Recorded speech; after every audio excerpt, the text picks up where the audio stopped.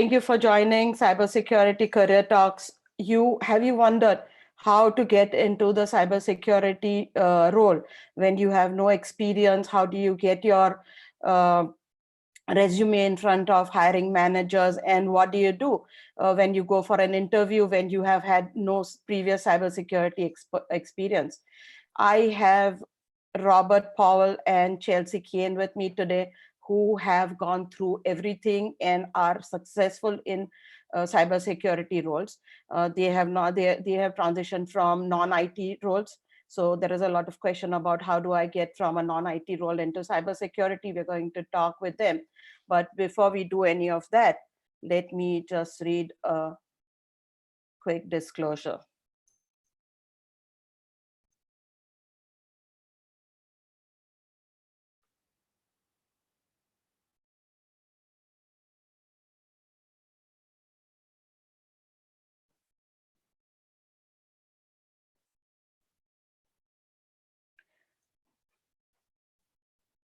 The views expressed in this presentation and during this session are the personal opinions of the participants and do not reflect the official policy or position of their respective employers.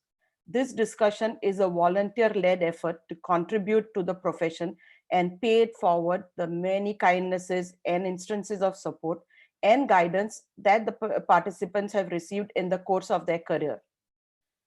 So without much ado, let's start with Robert Powell. I'm going to introduce Robert. He is a senior manager in the Information Risk Management Services, where his team is responsible for intake, risk assessments, risk monitoring, risk register, and risk reporting for the IRM organization under Corporate Information Security. With over 18 years of experience in the telecommunication industry, Robert has held roles in customer service, call center operations, revenue assurance, fraud loss and prevention, risk management and compliance, business information security officer, and his current role in IRM services. Currently, Robert is enrolled in the cybersecurity program at Utica College to obtain a second master's degree, first being Master of Business Administration from Franklin University. Wow, quite impressive, Robert. And Chelsea Cain is a security risk management professional and has experience in information business risk, business information security officer roles in the telecom industry. Her background prior to cybersecurity is in finance and accounting, specifically Big Four public accounting and business risk management and compliance. She recently obtained her Security Plus certification and intends to begin her master's in cybersecurity this fall. So, and I'm Nilofer Tamboli, your host, your teacher, along with you on this journey as we explore different roles in cybersecurity until you find your dream job.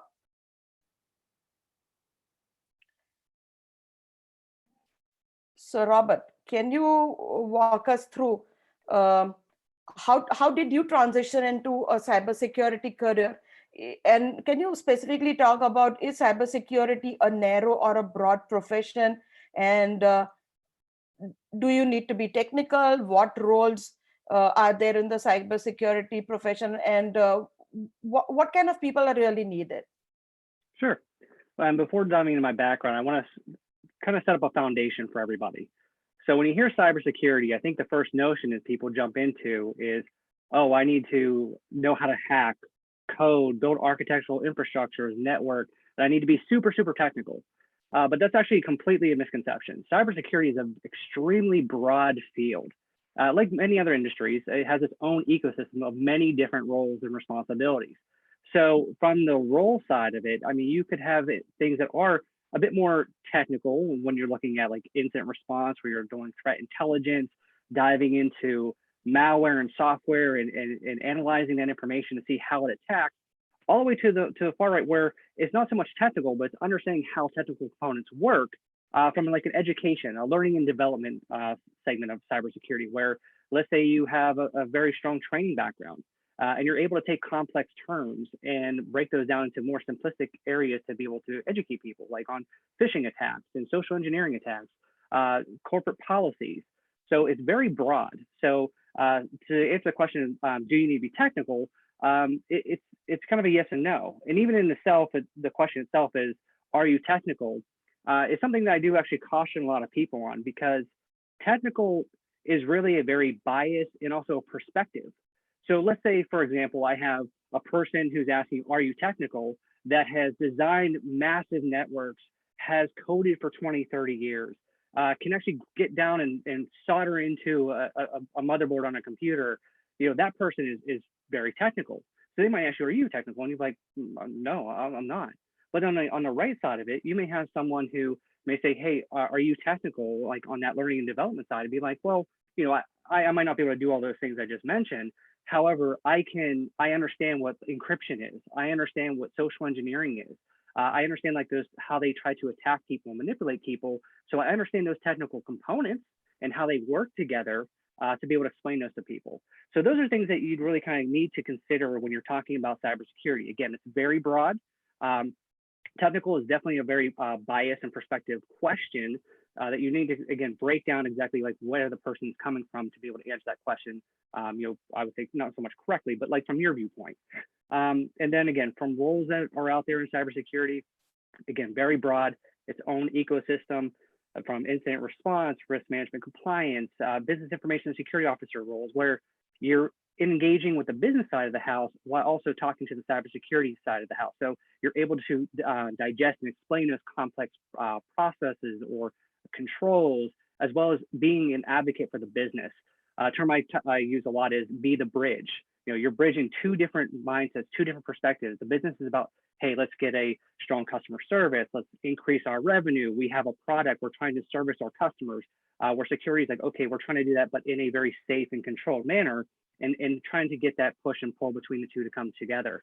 And then as far as what is cybersecurity looking for, diversity. Diversity is probably the biggest thing that's looking for in cybersecurity, and not in the classical sense of, hey, diversity from a gender or a ethnicity background. I recently took a training on LinkedIn Learning called Leadership and Technology. And Mohawk Shroff, who's the Senior Vice President of Engineering at LinkedIn, I think explained it best. He said when he's talking about diversity, he's talking about your background, your experiences, your perspectives.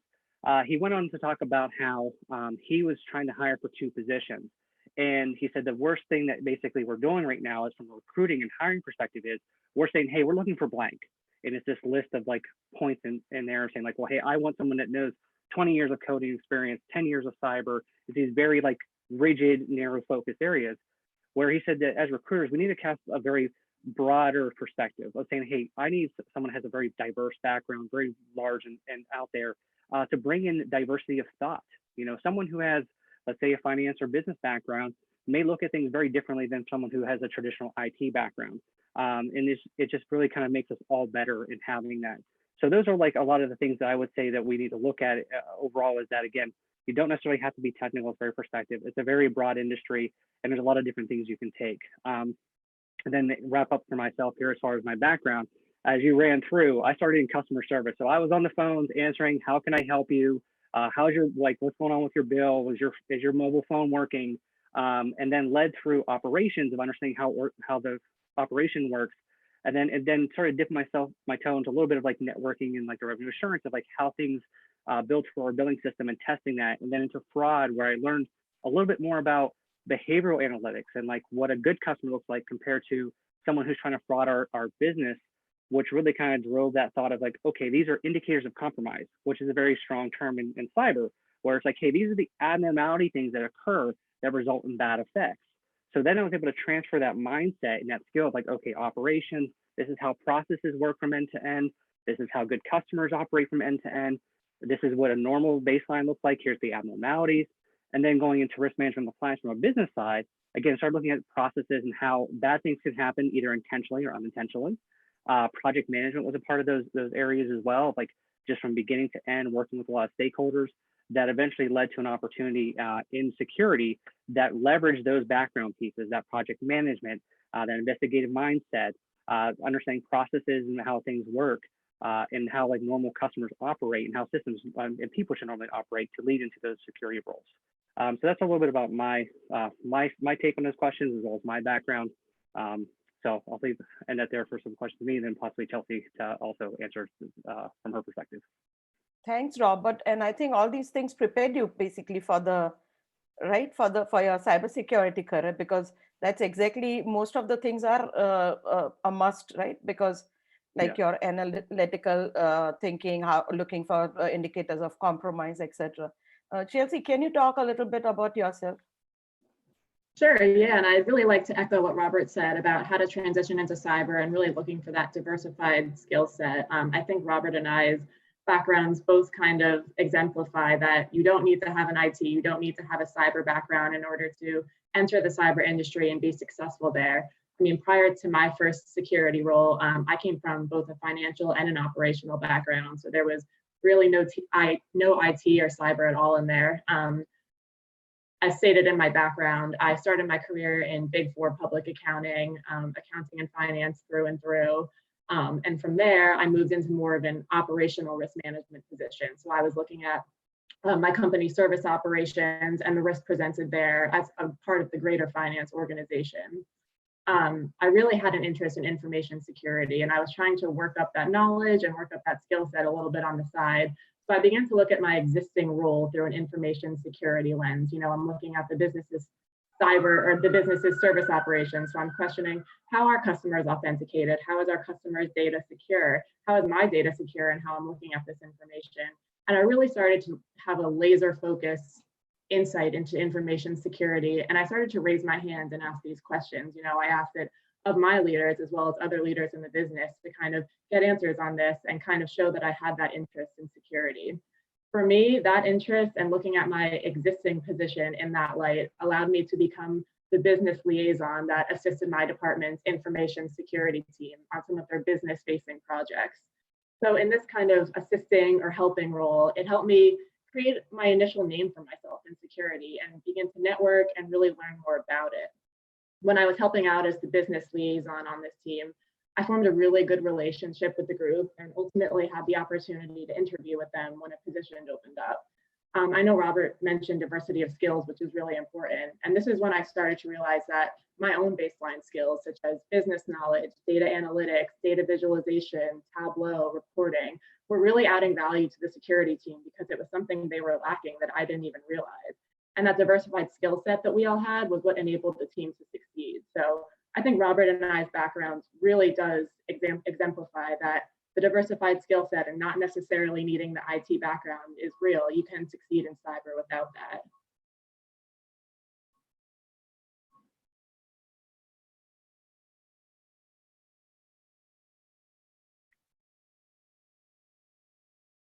No, you're on mute. Now, for somebody who's made the decision, what are the next steps? So somebody said, yes, I have all these good working experience. I want to get into a cybersecurity career. What do I do next? Can you walk me through like how to build your secure professional network? And what about, like, people say, oh, you should have a sponsor or a mentor, or can you walk me through, like, what are the next steps that I need to take in this journey once I have done this? And how long did it take for you? Absolutely. Yeah, so it really comes to that point of saying, okay, I've now made that decision that I'm going to be a career changer and focus in, as Chelsea said, laser focus in onto cybersecurity. Your first thing you really want to do is get organized and start building up that network. If your organization, your company has a cybersecurity division, reach out to those individuals. Say, hey, I have an interest in this organization. I might not necessarily know exactly what job or role I'm looking for, because I don't know where my skill set that I can transfer over will be most impactful. You got to find that like path of least resistance of, this is my skill sets. Here's what I know I'll probably need to develop to get there. And is that large or is it small? So by building up that network and finding those cybersecurity professionals within your organization and having those conversations allows you to, one, pull up the diversity of thought that Chelsea would showed up as well. As like, hey, these are the skills that I have. Gets them thinking, okay, we don't have that. We really do need that. Then it helps them start kind of talking about you and what you could bring to the organization as well outside of what they have. while also transferring the knowledge back to you of like what you need to develop and work on. And I've always said, like, reach out to people and, hey, offer, like, would you like to grab a cup of coffee? And maybe the best $5 you ever spend in your life, because you're buying them a cup of coffee, you're sitting down, you're having a conversation, or lunch. Sometimes it would maybe a little bit more than that, but just to get that rapport and that relationship with them. And then that will also help people buy in on you and help guide you. If your business doesn't have a cybersecurity division, or let's say they outsource it, again, you can talk to those individuals, ask family and friends. That whole like 6 degrees of Kevin Bacon, you hear about how, we're all can get a hold of him pretty rather easily, which I actually do have a story about that, where if you know me, it's only like two other people to get to him. You can find friends and family that have it as well, which is even a greater thing, because then you reach out to someone and say, hey, I'm really trying to get into this field. I want a little bit more. And you have that connection, you can talk with them as well. And then other areas is events and seminars like this, just talking to people, getting other people's perspective, what they've done really helps as well. And then I would say, once you kind of build that up, along that way, you're going to find someone who could be a mentor or a sponsor. And those are two different things. A mentor is going to be someone who's going to have really great feedback as well as really tough conversations with you. And you have to be open to feedback. You got to put your guard down and truly put the listening perspective on to say, okay, tell me what I need. And they're going to give you that hard feedback of saying, okay, you're going for this role. Here is your acumen from a business perspective, their perspective of technology, and where you're at. They may say, okay, to get here, it's going to be a 2-3 year path, because you may need to develop a lot of skill sets. You might have to do some side work to build up that experience to be able to get there. There may be other roles that might say, hey, this role will be better for you because your acumen level is more aligned to the role, and you'd have an easier entry point. It may not necessarily be the role that you're looking for, but it might be the one you need. It's kind of like not the job you want, but the one you need that gets you to the job you want. So you have to really kind of think about that. And then from a sponsorship is someone who, they know you, they know your value, they know that you come in and you grind it out every single day, harder than anyone else, that you have a history of success, that they want you in your organization. They hear about you, they know your name, they know your brand. Building your brand is huge. Your brand is your image. And the more people know about what you bring to the table, the better. So that individual may say, hey, I know this person, they kill it over here constantly. And if we could bring them in and just teach them cyber, we know that they're going to be successful. So let's get them in here. Let's pull them into this part, get them in this role. It's also about some risk management. They're taking a risk on you, but they already understand what you bring, so they're going to be willing to do that. So as far as how long it takes, though, it's really that, I hate to say it, depends on where you're at, what the opportunities are, but also you want to be ready at any point in time. A great saying that I love is it talks about this person who's they're a gardener, but every day they train to be a warrior. And someone asks, like, well, why do you do that? He's like, well, I'd rather be a warrior in a garden than a gardener in a war, because you're going to battle for your career here. You're the one that's saying, like, hey, I want to dive into this. But you don't want to say, well, I'll wait till I get the job. Once I get the job, then I'll start training. You want to be prepared. So that's where you want to start working on these things now before heading into there. Now I'll hand over to Chelsea as well to kind of add some of her feedback too. Yeah, that's some great input, Robert. In addition to finding your network and getting organized, like you were talking about, searching company and job recs to find the right fit for you is a really important part of this process as well. It's important to cast a wide net, but also keep your interests and your values and your strengths at the forefront of this search. At the end of the day, you're looking for a job that's going to interest you and that you're going to be passionate about and that you're going to succeed in. So while you should definitely cast a wide net to see what's out there, don't forget about your own values in this process as well, and think about, if you were to get this position, are you going to be happy there? Are you going to succeed? As you're looking, it's probably helpful to ask questions such as, what are they hiring for? What's the preferred skill set? What are the requirements? What are the education requirements? Are there any certifications I need, to start seeing if you'll really fit well in this role, and if you can already showcase some existing skills and flex some of your knowledge and expertise into this role to begin with. Something that I really value and find important in addition to that is creating a list of sources to stay up to date on relevant security news and relevant security trends, whether that be TechCrunch or whatever your news source of preference is, technology section, or on LinkedIn or YouTube, any ways you can be informally learning about security to continue that continuous education process, I think, really legitimizes yourself as well. And it shows that, you know, you're passionate about security, you're interested in it. As you're having these conversations, you can bring up relevant security news, you know, so the person interviewing you or the person you're networking with will see, wow, they must really be serious about this. You know, they're taking time out of their life to focus in on security news, and maybe they really are passionate about it. And I think if you're tuned into security news and what's hot in security right now, gives you more of a background to ask those questions in your current role. You know, you see something in the news and you can say, hey, that's weird. I think that impacts something I work on every day. You know, it gives you that reasoning to raise your hand and start to form that network and kind of have that security backing to yourself. So I think between the stuff Robert talks about, you know, with events and seminars, as well as casting that wide net, reading up on security news, is really going to give you the background that you need to succeed and to get that interview. Thanks, Chelsea. Now my question is like, how did you navigate among like different job descriptions to say that, you know, because what happens is a lot of time that I don't like, maybe it's not like an 80% match, so I'm not going to apply for it. Or Robert, you can also chime in later once, because this question is like relevant for both. How did you make that said, okay, fine, I may not like be like a perfect match, but however, because of whatever your skills were, or how did you go through that process? Yeah, definitely. That's a great question. So as I started looking and realizing, you know, I have this interest and I have this passion for information security, I kind of started going through all of those roles that Robert previously mentioned. You know, you have this whole laundry list of information security roles and job descriptions, and it's kind of overwhelming, you know, like where the heck do I start? Like what do half of these things even mean, you know? So once you start learning more about it, I think I started to realize where I would be valuable and where I would need a lot more development, you know. For me, I'm coming from a business background. So the business information security officer and the security risk management roles were ways that I could easily flex my current knowledge and my current skills into something that the business needed. You know, I could develop my security knowledge while also showcasing my knowledge of the business. And in the case of the team I joined, a lot of the team had very technical security knowledge, but I had the business knowledge. So when we compared and combined those two things together, we really had this dynamic and diversified team.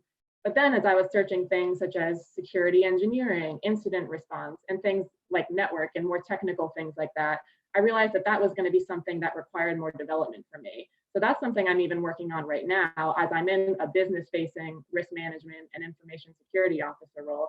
I'm constantly working to develop my network, my architecture, and my systems engineering background and skills so that maybe my next job could be something more technical. But to start off the bat, I thought the more business-facing security roles were much more suited to my skill set, and that really helped me make that transition. I think, Robert, you might have a similar background, but do you have anything to chime in on there?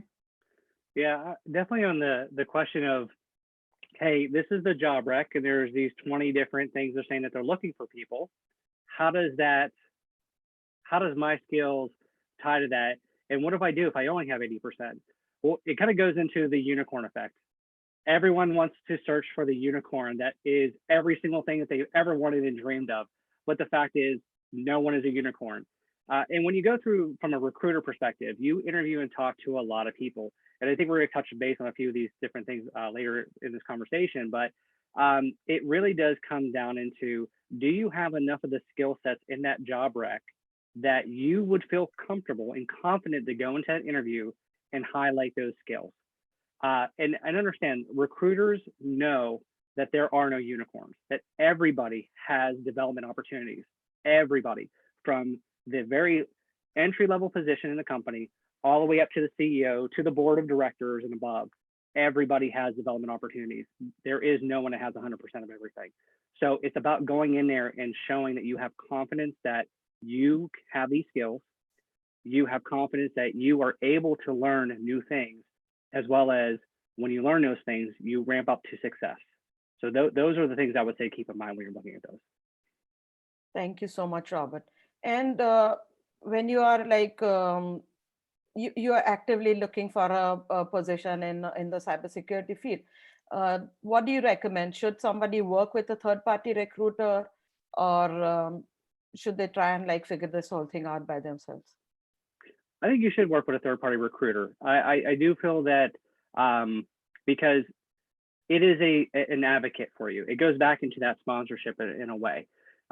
You can, my experience like working with recruiters, what ends up happening is when you apply for a position at a company, it goes through their automated resume filtering system. You might get to an HR person who reviews it. They kind of, it's a bulk cut, and then it gets to the hiring manager.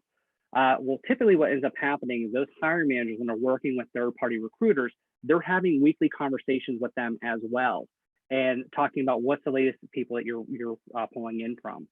So those individuals typically will also have a conversation with you. So again, it's your opportunity to talk about yourself and the experiences that you bring, and they can be an advocate for you. So it might, and I've definitely faced this in my career a number of times of saying, hey, this isn't, when you look at the job rec, they're not what you say you need, you want, I should say. It's not what you want, but it's absolutely what you need. Like this person, you want to talk to them, get you into that information, that introduction, to have that conversation. So, and again, it's also to, you're casting a wide net. You can sit there and keep applying, but why not try to hit it from multiple angles is what I would do. And also research the third-party recruiters as well. I mean, do your due diligence on them. See what people say about them, what the reviews are. Find out what companies you can, if that they typically work with as well, to see if the companies are going to be putting your name out there or ones you're interested in as well. Sure, thanks. And should you apply like within your company, or should you like try and like work with this third-party recruiter and outside? That I would say is another area of depends. Do you like your current employer? Do they embrace security? Is it a good culture with security? Talk back to that network, talk to those individuals about, hey, for entry-level people that are coming in or career changers that are coming in, does the company support that person? If they say no, we've had people in the past, apply for these positions, they come in, there's really not a lot of support, not a lot of education, learning development, you might possibly be stepping into, really troublesome times in your future, to kind of do that. Where, maybe going outside to another company, they might be able to, be a little bit more, have a better onboarding process, better development process. So it really does take, again, back to being realistic with yourself, realistic with the company. Will that be a path of success? What does that look like? Personally, like I've done a lot of movement internally within my organization, as you can see with my background. Success is not a straight line up. It is definitely side to side, even sometimes down. So like my first role in security, I went from a senior position down to a individual contributor position. So I had a team that was reporting to me, and then I took a step down because I didn't have the full set of skills to get the higher senior positions. So sometimes you have to take a step back to be able to make huge leaps forward. Sometimes I say 100 little steps for every big step forward you have to do there. So. Sure, thanks. And Chelsea, what do you? Yeah, I agree with Robert says. However, I do think there's value in both using a recruiter and going external to your company, and also staying internal to your company. Sometimes I think if you're trying to leverage existing skills to change career paths, if you like your current company, staying within it can be really valuable, because you can use opportunities such as shadowing someone who's already in that role, leveraging a network in that company already to get some people who will go up to bat for you. I think that's really important, and being able to pursue those opportunities and leverage your existing baseline knowledge in that role or in that company. I think that can go a long way. However, if you're able to get a recruiter to also, sponsor you, go up to bat for you, and you're really interested in a new company in order to get on that new career path, I think that's really great too. It's all about whatever you think will benefit your career the most. And I really think there's value in both of them. I don't think there's a right or wrong answer. It's just a matter of what's right for your career right now and where you could see yourself being successful. Thanks. And now we're going to talk about mindset, skills, training, and experience, because we're getting a lot of questions about what kind of certifications and do I need, and what kind of is a certain certification better than something else. And then I've got like somebody say, I've been a program manager for over 11 years for large data center projects. What kind of skills can I align to a risk manager role? So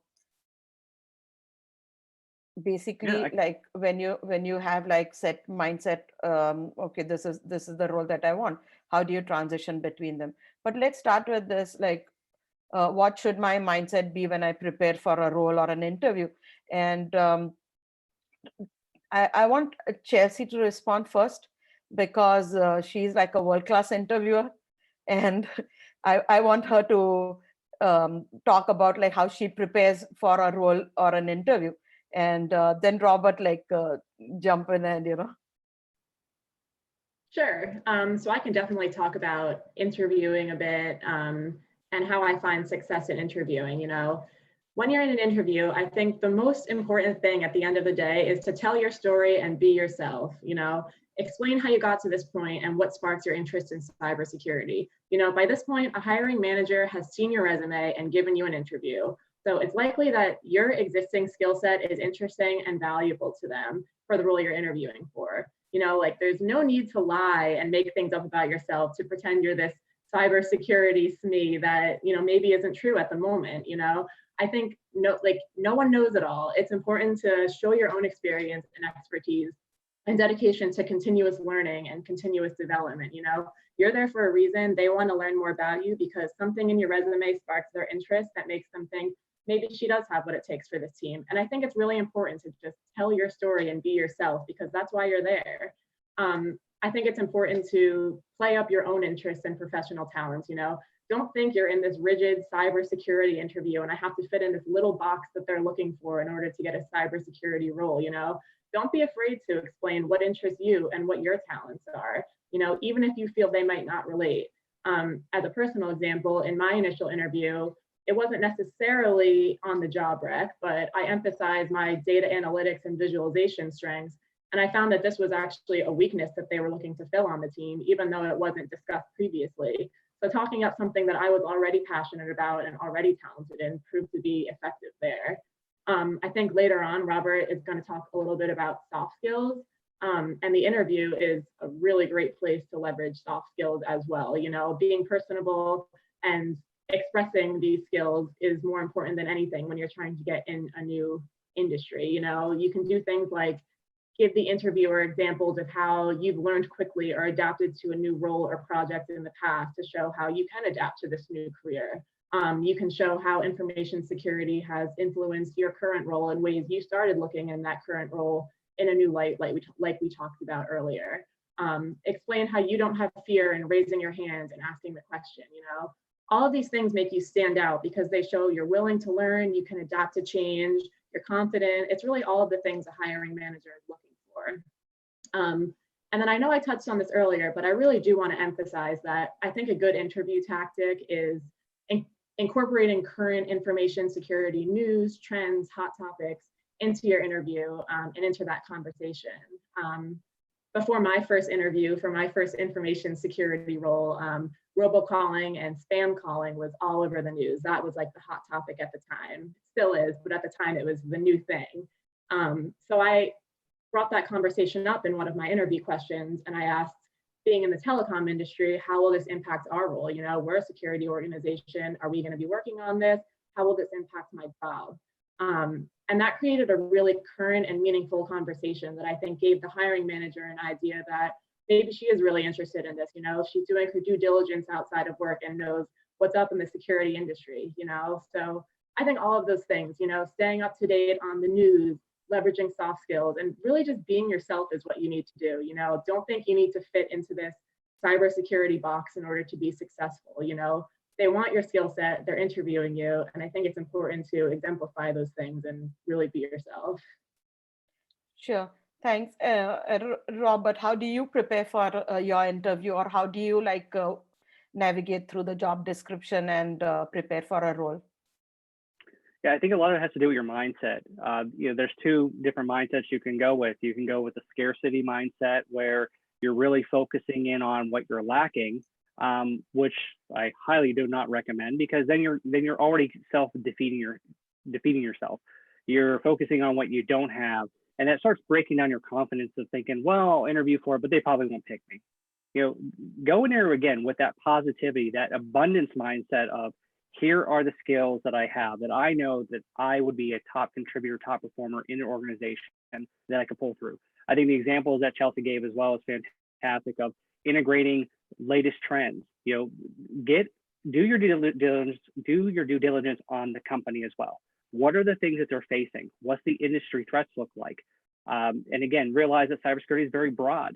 You know, she mentioned robocalling. Robocalling doesn't necessarily mean, again, like you don't have to be highly technical to solve this problem. There are also processes and policies that could be enforced. There's learning education of realizing, hey, when you get a robocall, when you get that spam call, they're trying to fish information out of people.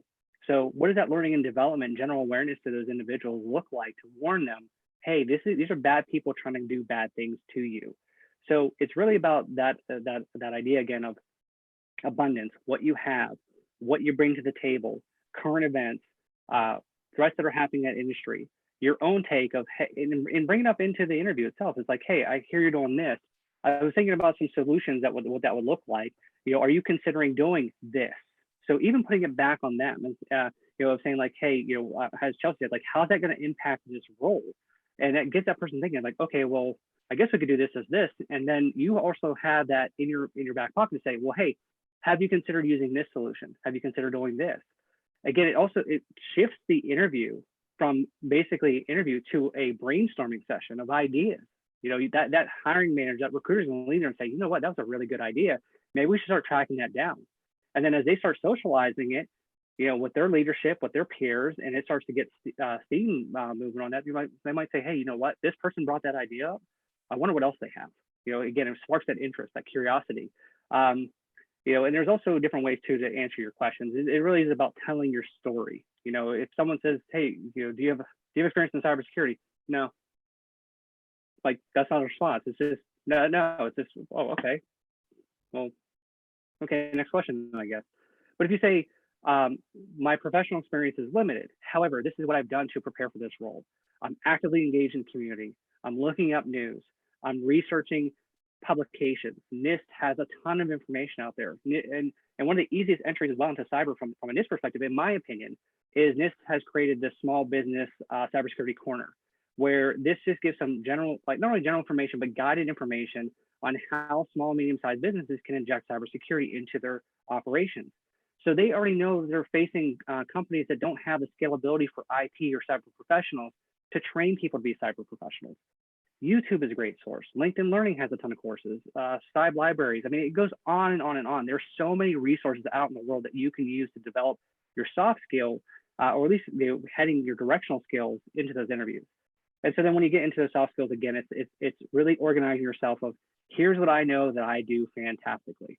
And these are the things that I want to make sure that I highlight.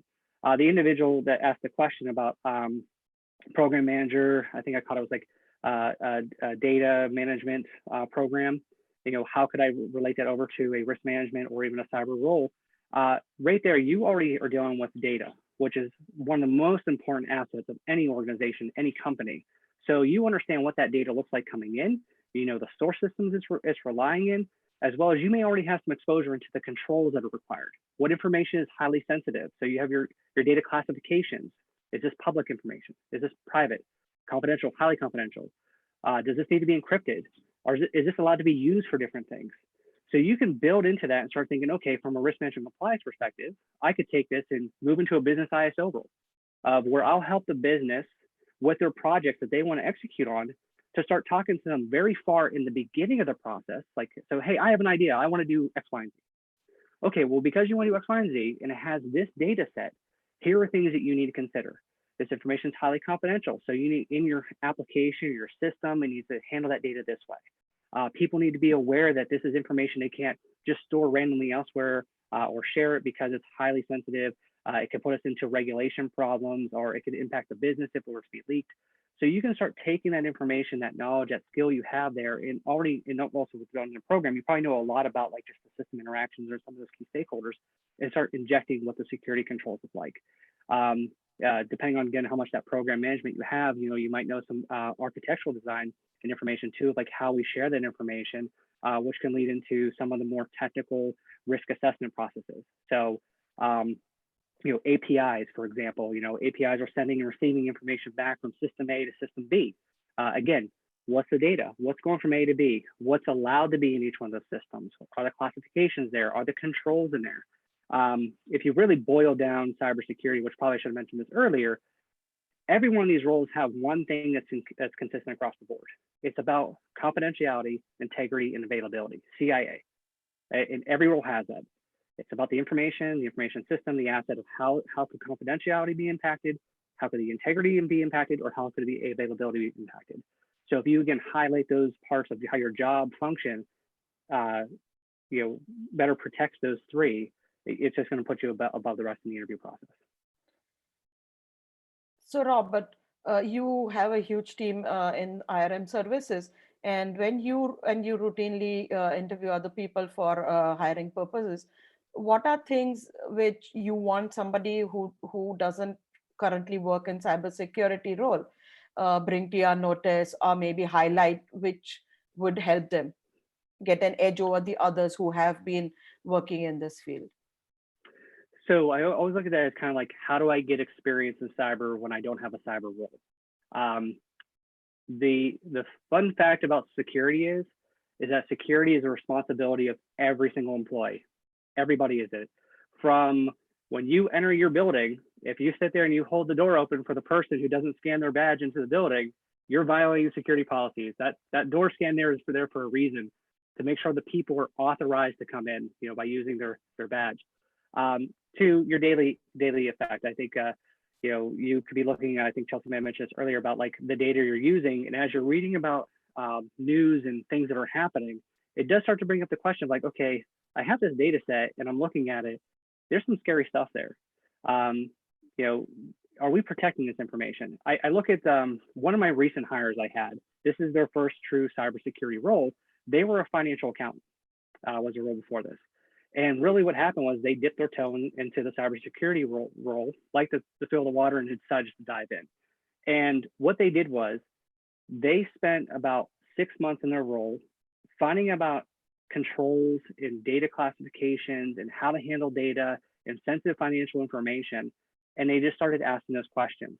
They started looking around and saying, hey, you know what? We have these folders out there that we're storing all these different reports and everything. Should everyone have access to this folder? How many people have access to this folder? So they started looking at it from an identity and access management perspective of least privilege. So people that can see it, should they be able to see it? Do we routinely audit the people that can have access to this? So if someone moves to a different department, is someone going in there and looking at that folder say, hey, you know what, this person left, they shouldn't be having this information anymore. Let's remove them from there. And they started proactively injecting that into their daily process. And so they're building their cybersecurity profession and their experience by injecting it into a role that was a financial accounting role. And again, that's where you really kind of open up to a lot of different opportunities. Social engineering, phishing, going around and just asking people, hey, do you know what a phishing email looks like? You know, if your company isn't teaching about phishing email, you can be that advocate. You can start that program today. Go out there, start researching it, finding out what the cues are, and start talking about people. And that might help, again, build up those skill sets, those experiences. And then again, I think Chelsea said this earlier, you can spin up experiences today. You could go to AWS, sign up. They have all kinds of free courses. Use that, use YouTube, and start building up your own AWS cloud instance. Set up a server.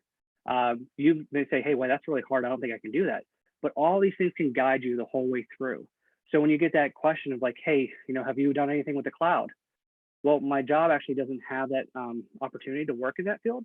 But what I did on my own is I went to AWS, I spun up this instance, I put these controls in, I tested these controls, I created security policies, I used different microservices in AWS to check those policies. Me as a hiring manager, I would geek out on that because that shows me, again, that eagerness to learn. You want to dive into this industry, as well as I start thinking forward of like, hey, one thing that's constant in any job is change. So as different things happen, we have to adapt, we have to learn.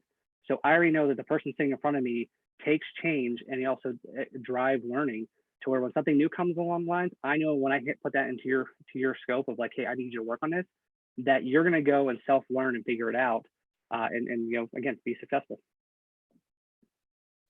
Thanks. So basically what I did was that we had our WordPress site, and for the not-for-profit that I volunteer for.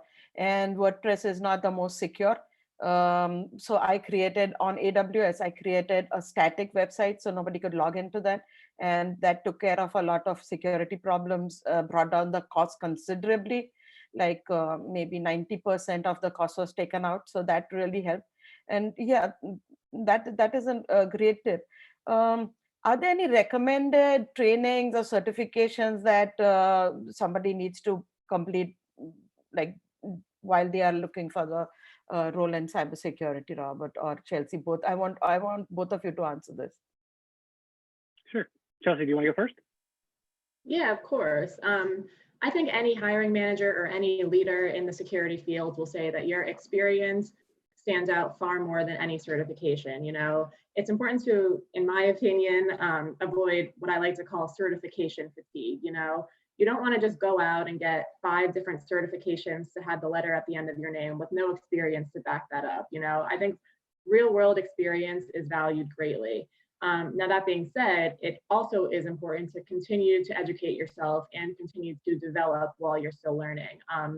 Some certifications that can help you get your foot in the door and give you some baseline security knowledge are things such as Security Plus, AWS Cloud Practitioner, PMP, you know, your Project Management Practitioner certification. Things like that can kind of give you a little bit more experience and that baseline knowledge that can help enable you to get that interview and can kind of help embellish your security knowledge. While I don't think they're necessary to get your first job in security, I think if you want to learn more about it and you do want to get that certificate, I think those are some really good places to start. Robert, do you have any input on that? Yeah, I think the 3 you highlighted are really good. So CompTIA Security Plus is definitely a foundational security certification. Now, again, being transparent, and this is not my own personal opinion, there definitely are some people that are out there in the industry that they kind of like stub their nose to Security Plus. I don't know why. I think it's because they might have a CISSP, which is really, CISSP is your gold standard. It is the bar of cybersecurity if you really kind of think about it. At CISSP, you have to have years of experience. It's the people that have taken it and passed, you know, say like my brain hurts after it's done. I mean, it's very, very challenging. It's certification. So I'd like to see that, again, entry-level position, someone's not going to have CISSP. If they do, they're going to be an associate member. That means that they study really hard, they tested for it, they passed. But to Chelsea's point, they might be lacking some of the foundational experiences. So I think when you're looking at career changers, if someone has something where they took the time to study and successfully pass the CompTIA Security Plus exam, that's fantastic because, again, they're understood the general concepts of security. They're understanding what public cloud infrastructure is for PKI and encryption, you know, which is huge. They're understanding some identity access management. They're understanding risk management. They're studying, you know, security operations and some networking. They understand like wireless protections. I mean, it goes on and on and on. It's very broad, and then CSSP gets even broader. AWS Cloud Practitioner, you know, you'll start hearing people like, oh, you know, we're moving into the cloud, or cloud's coming. Cloud is here. Every single company in some way, shape, or form has something they're dealing with that has cloud involved with it. The Cloud Practitioner certification, again, is a great start to get yourself familiar with the general concepts that are out there with AWS. Or, I mean, Google has one as well. You don't have to stick with just AWS. Microsoft has it. Oracle has it. You know, those are really the big 4 that are out there. And any one of them would suffice. AWS, I think, is just the biggest brand that's out there, you know, that people know. And I love the point of PMP. So I know PMP definitely has also a number of years for project management, but again, it's a good career changer. You also have your Scrum for Agile. When you look at your system development lifecycle, so how IT designs systems, you know, a lot of it did move away from waterfall, which is your traditional project management where, hey, we work with stakeholders, we get all the requirements, we do all the building, and then we deploy out the product, where Agile does sprints and iterations where you build all requirements, you develop, you release, you build requirements, you develop, you release. Having Agile and understanding how that works, again, gets you this IT mindset of like, okay, I understand how solutions are built and how requirements are gathered. So that's where you can inject it again from a risk management perspective. Is like, okay, as they build those requirements, do we have controls? Has security architecture, even outside of risk management, has security architecture been involved? Are they ensuring that the way that this information is traversing through the network, is it secure? So again, it adds that lens of security where IT is going to be focused on delivering solutions and products for the business. Business is going to be focusing on generating great customer experience as well as revenue. Your responsibility and your lens there is to look at security and how each one of those components along the way are being solved for. So there's some of those trainings and certifications there are great to have to move into it. And I do also agree with Chelsea. Sometimes you get this long, giant list of all these certifications that are there, and you start looking like, well, there's no experience. So it might be someone who, again, isn't having confidence in their capabilities of, hey, I need to get all these started before I dive into security. You don't. Like, get your foundation, get yourself established. Again, leverage what the skill sets you do have, highlight those in the interview, show your eagerness to learn, your willingness to learn, and ability to successfully learn new concepts, and talk about that. Sure, thanks. I think probably like the lawnmowers are here, so you might hear some noise. Nope, we're clear. You're all clear. Okay. Oh, okay. So, and how do I get a cybersecurity experience without a cybersecurity job? So, Robert, can you? Yeah, sure. Yeah, I think it goes back to a lot of things we've highlighted there. Security is a responsibility of every single person. So start asking those questions about what you're doing today. The program manager for the data, is the data being classified correctly? Do you know what the data classification should be? Does your peers and who you're working with understand what data is considered sensitive and what the controls are? You may have information right now that's sitting on a database somewhere that, let's say social security numbers, for example, are being stored in plain text, meaning that you can see the full social security number and anyone that accesses the system can see that. That should be encrypted or hashed, so you can't see what that value is. Those are things you can start asking those questions as you learn these security concepts. Then when you get to the interview process, tell me about a time that you found something that was non-compliant to a security policy.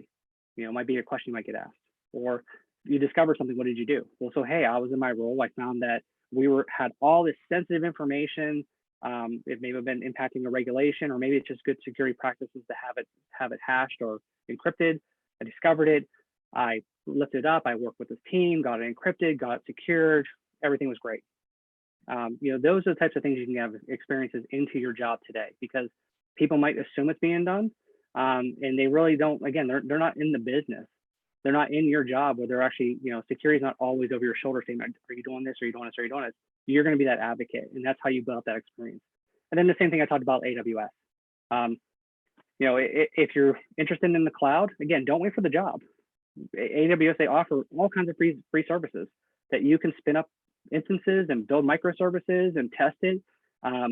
You learn along the way and you get that experience. And that's, I think, is a misconception, again, in an interview.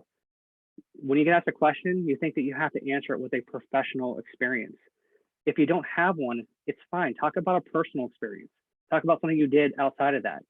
And you can be, again, be transparent, be honest, be like, hey, my current jobs and my experiences haven't afforded me the opportunity to work on this platform. And I knew that. But what I did was I went outside personally and built this platform. So that way I understood how the pieces and components work. I understand how they could be exploited to cause vulnerabilities or attacks.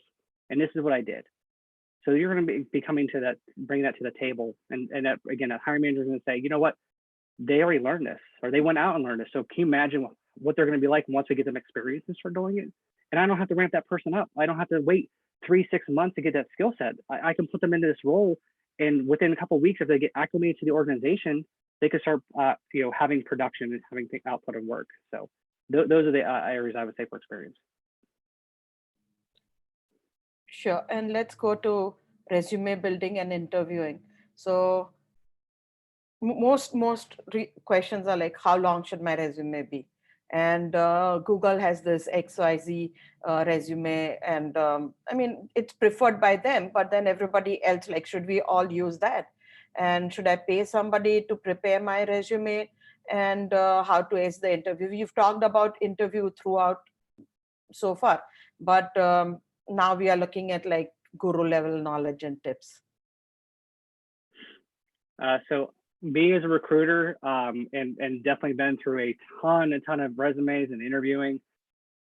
My recommendation is Google's recommendation. No more than 1 page. If you're technical, 2 pages tops. I get 10-page resumes at times, and it is a struggle to read through 10 pages of 12-point font, bulleted points. I mean, and it just goes on and on and on. And I get why. I mean, you should be passionate about your work and highlight what you've done. But sometimes you have to sit there and think, okay, the job I'm applying for, does this bullet point or this experience, is it relevant, and is that hiring manager going to care? If it's not, leave it out. You can talk about it later in the interview, but it really should be laser focused down to the job rec that you're applying for, which I get and I know is growing to build a resume for every job you apply for. But that's where you can do in the beginning of getting organized and looking at various jobs you're interested in, put them in buckets, build a resume that kind of solves for that bucket, build one for the second bucket, third bucket, and apply for it. But really keeping it down to a two-page max when it has a lot of other things into it. From a recruiting perspective, it is just a blessing. You're extremely grateful because you're like, okay, you read through it, cool, has the highlights, let's put them into the candidate slate for an interview. With a 10-page one, it's like you get fatigued because if you think about it, if you get a 10-page interview, I'm taking the same amount of time that it would take me to look at 5 other candidates to get through that end to end. And at that point as well, I start thinking about the position I'm hiring for when I'm looking through that. Can this person clearly and concisely represent their work? You know, if I need to bring them to a meeting with me with my leadership, and I need you to say, hey, I need you to present on this, are you going to be able to boil that up high or boil it down enough to where they're going to understand? Or are you going to take a problem, explain it in 10 pages? Or are you going to be able to take a problem and explain it in 2 pages? Because leadership, they just want to know, like, what do I need to know? They don't care so much about the background. You tell them about the relevant points, you move forward. Your resume should have that same due diligence. Google also says that, and I agree with this as well, is that you should try to have your resume both with accomplishments as much as possible, where you did X, like X, Y, Z, you accomplished X by doing Y that resulted in Z. You know, and if you search Google X, Y, Z, there's a ton of tips on there that says, hey, this is a good statement, this is better, this is best. You know, I'll save you from having to go through it here. That's something you can definitely do on your own. But, you know, it really kind of does get you thinking about, okay, is my statement powerful enough? And you really only need a couple bullet points for every job. Again, you don't have to go through every single thing you have. And again, as you start seeing the job recs and what they were looking for, try to make sure it kind of ties into that. And then I saw you had in there about, should I pay for a company to build my resume? Again, personal, not so much my personal experience, but my wife's personal experience. Again, do your due diligence, research the company, see if it's worth it. One company that she paid for, and I think it was almost $200 or $300, they sent her the wrong resume for someone else. So it had someone else's information. And she responded back, this isn't mine. They then came back and said, oh, we just didn't update the name on it. Your name is here. We just had a template and everything was exactly the same. So we started sitting there thinking, like, wondering, okay, are they truly actually building a resume for you? Or do they just have some standard template of saying, oh, okay, and she's in like her industry's change management, focusing on Salesforce. Do they just like change management, Salesforce, here's a resume, here you go, and go on with your day? That's kind of the experience that we've had from it. As well as if someone's going to write your resume for you, you're going to have to spend a lot of time with them to really kind of build out and highlight what that is. I think that you can get the same results by doing a quick Google search, find out resume templates, look what people put out there, and take the time to really kind of reflect on what you want to put out there and do that is what I would do. And then again, use your peers, use your network, go back to them and say, hey, here's my resume. Use your mentor, use your sponsor. Does this look good? Get that feedback. That would be a much better exercise. It also would save you more money. Thanks. Chelsea, what is your experience? Like, how long, like, was your resume, and how did you reach out to anybody to get it reviewed, and how did you ace your interview? Sure. I think for the resume, Robert really hit all of the main points that I would like to emphasize. You know, keep it short, keep it concise. I think it's also important to keep it current and professional. You know, I don't know that as an established professional, you necessarily need to have your college GPA or your high school GPA, or that you were the captain of your intramural soccer team. You know, I think at this point, once you're an established professional, you can leave that stuff off, keep it concise, and keep it relevant to what you're applying for. Robert hit on this a little bit, and I know from experience that it's the biggest pain and the biggest time-consuming task, but I really think it's important to tailor your resume to the job you're applying for. Especially changing careers, I think that gives you the opportunity to really tailor and edit your experience into what you're applying for. You know, so if they're looking for XYZ and you have ABC, I think that a little bit of changing the wording can really express your interest and express your experience. You know, it might say project management in the IT space and you have managed a team in the business space or something like that, you know, and I think some wordsmithing there really goes a long way and can really make your resume stand out. Mine personally is just about 1 page. I try to just keep the relevant jobs that I've had, because if they are interested in you, you can also always send more information or continue that conversation at a later point. As far as acing the interview, I know we talked about this a little bit earlier, but just to kind of reiterate those main points and to drive that home, I think it's important to just tell your story and be yourself, you know, leverage all those soft skills Robert talked about, you know, ask the questions, show your willingness to learn, your willingness to adapt to a new role, and your passion for information security, you know, show that you're up on the news, show that you're tuned in on LinkedIn and webcasts like this. Maybe your company has some security trainings that you can take if it's not in your industry. Can you join the webcasts or the town halls from your security organization, even though that might not be the group that you belong to? I think showing that next level and that step up of interest really makes you stand out and really goes a long way. So it's kind of that mix of showing how interested you are in security while also being yourself, because your interests and your skills are why you're there and they find value in that. Thank you so much. And Robert, do you read any of the cover letters that come in? Yes, I do.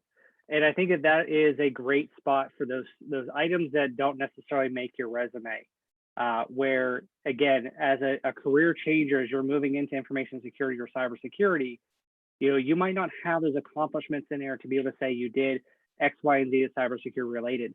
But in your cover letter, you can really kind of put that punch there.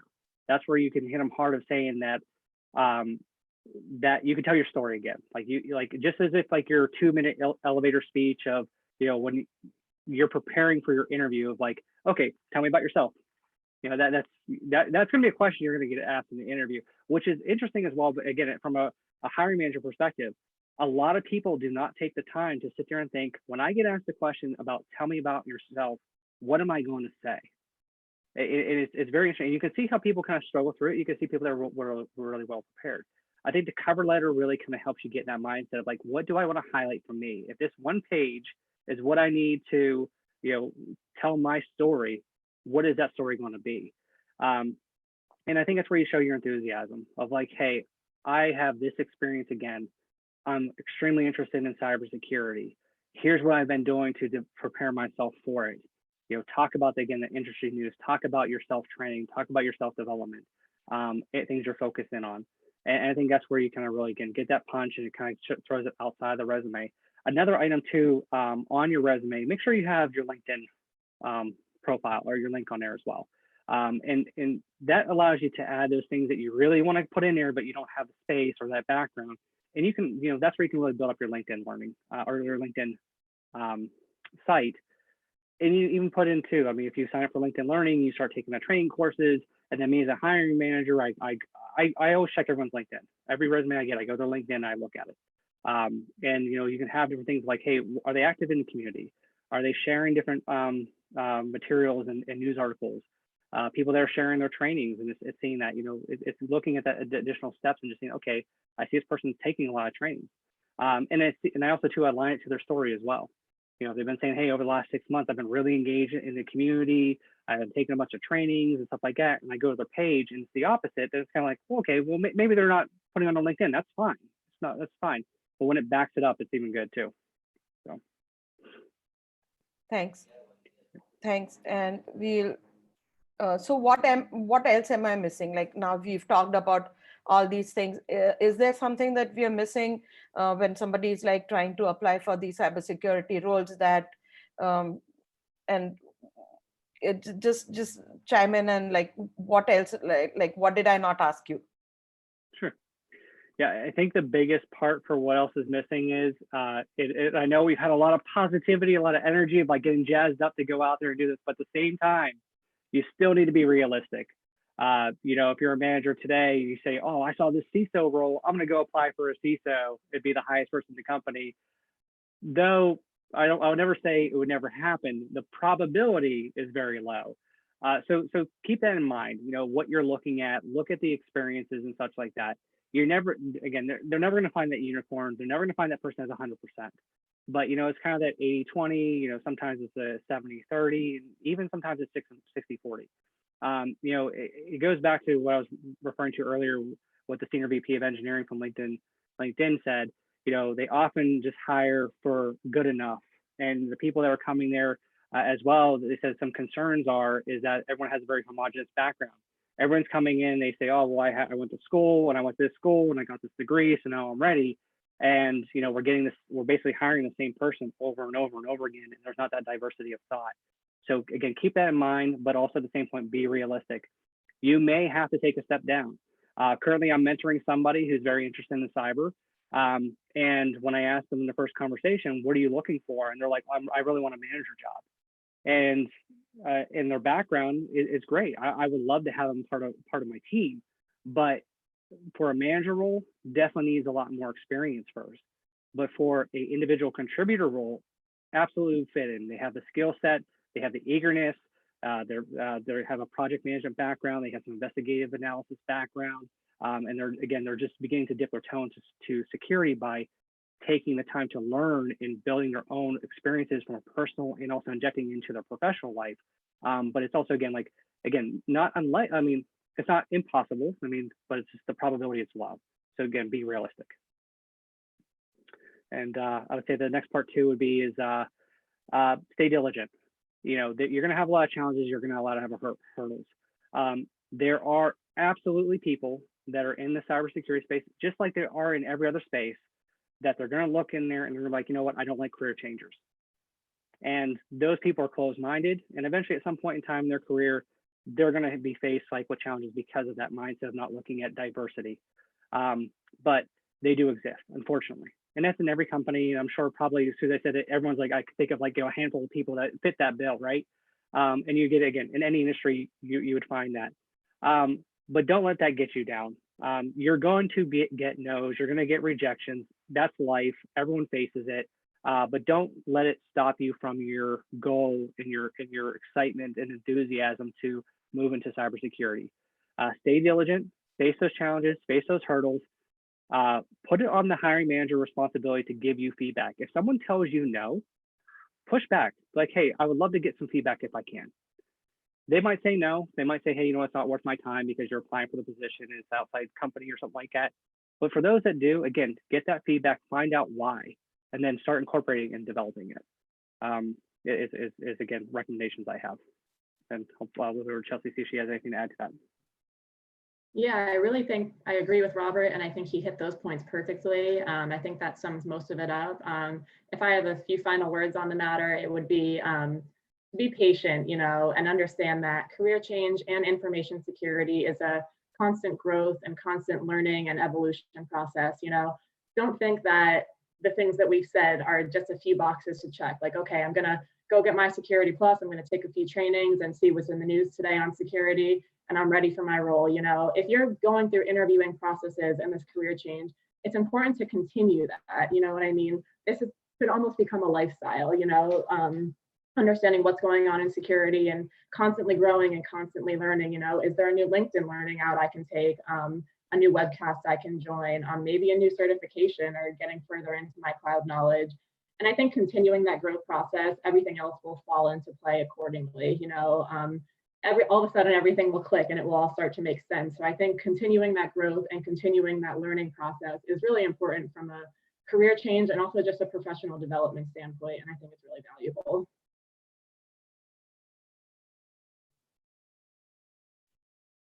Thanks. Thank you, Chelsea. And basically being a lifelong learner, right? Making sure that just like you schedule some time to go to the gym, schedule some time for your career, work on it, learn new things, so that you know what are the changes coming in and what you need to be doing next, right? Because even within your career, you need to grow. So extremely great points, and thank you so much. If somebody is like, if you're interested in um, keeping with all these different talks that we are having, sign up for cybersecurity career meetup. So go to meetup.com and you can like search for it. Otherwise, this is the link which is provided. And next week, we're going to talk about is bug bounty hunting a career or a passion. So I've got two people. Kevin he is from the platform Yes We Hack, and Mohan Yalnado is the head of application security for Prudential Insurance, and they're going to come and talk with us about uh, a lot of questions that you have, and even you've posted today. So how do I get started? What are the easiest bugs? And will I make money off them? And how do what kind of tools do I use? So stay tuned for next week. Thank you so much for joining. I'll be ending the live stream now.